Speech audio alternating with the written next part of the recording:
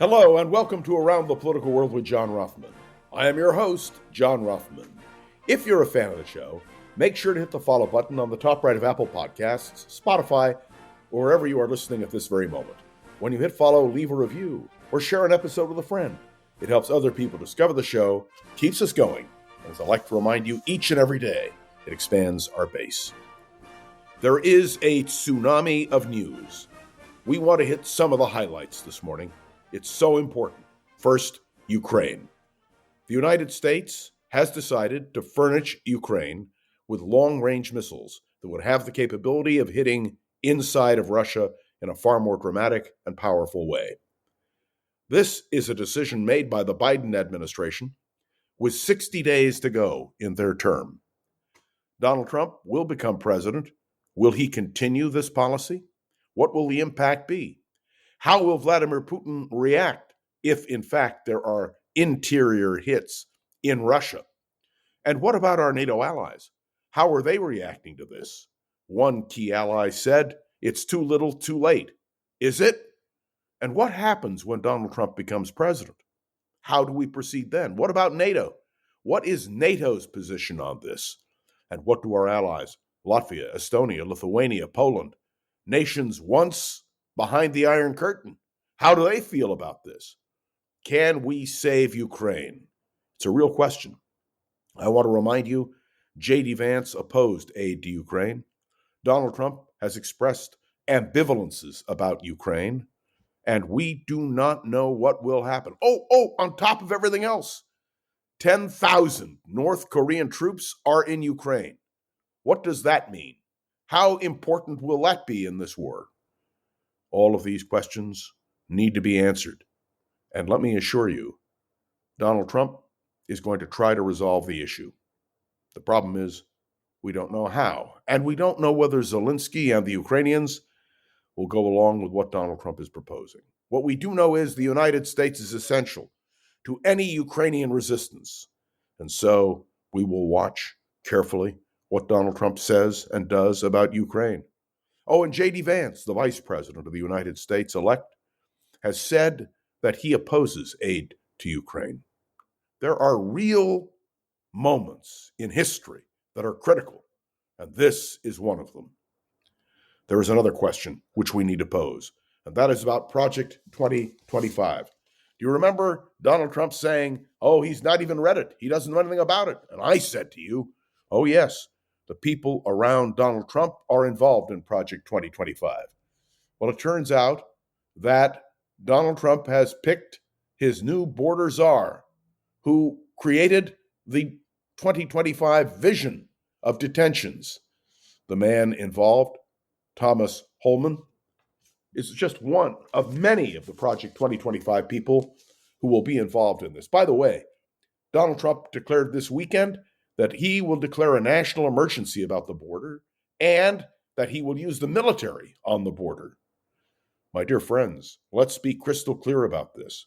If you want to understand what Donald Trump's intent is, take a look at Project 2025. No question about it. What is interesting to me is that Donald Trump denied it emphatically, saying, no, we're not going to look at Project 2025. But I suggested to you at the time that he was in fact looking and using people who composed Project 2025 from the Heritage Foundation. Donald Trump's agenda includes the expulsion of millions from the United States of America. It's going to have a huge impact, no question about it. Now let's talk about his cabinet nominees. You all are aware about the controversy surrounding Matt Gaetz. What's very interesting is that the House of Representatives was doing a report on Gaetz, all the accusations against him. And now, because he has resigned from Congress, Speaker McCarthy is saying, well, you know what? We're not going to release it because he's not a member of Congress anymore. The United States Senate needs to subpoena that report. Look at it carefully. And the American people need to know who is Attorney General of the United States matters. It matters tremendously. And then there is RFK Jr., who has been nominated for Health and Human Services. Every day there are more revelations about his positions on vaccines and other critical medical issues. These are not joking matters.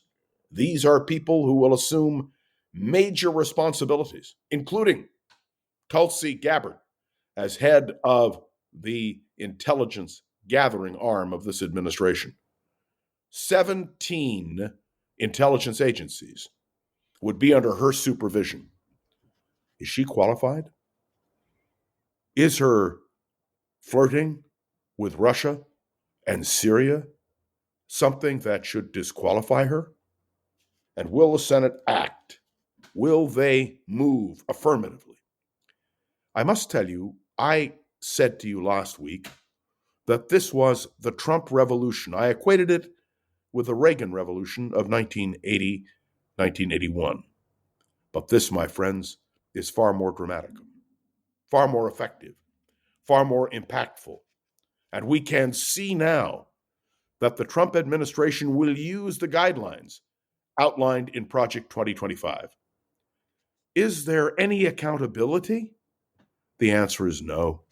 I listened very carefully to Eric Trump, who was interviewed on Fox yesterday, who proclaimed that his father is going to change the face of America. Oh, and by the way, they're putting together lists of civil servants